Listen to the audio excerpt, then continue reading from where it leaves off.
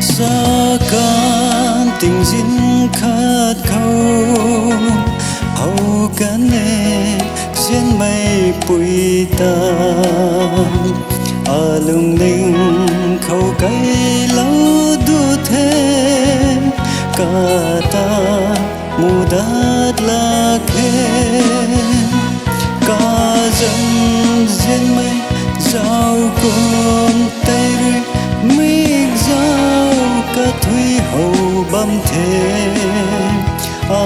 cùng mây mà người giao con thùng na tròn dịp ni hậu ê cả ta tí ni mỗi cùng tàu ê cả ta ra na nính na tu cây dân cây thái mạc thêm cả dân dân mây giao cùng tay rơi miếng giao cả thủy hậu băm thêm cùng mây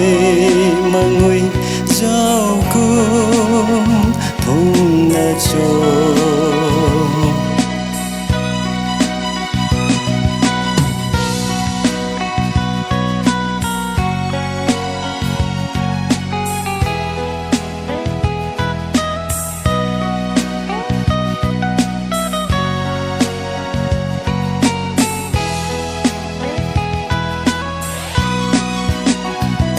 cả dâm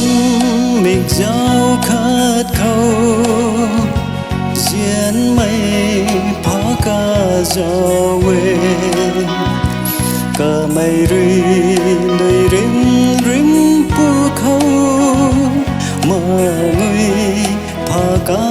giao quê cả dâm duyên mây giao cùng tay rơi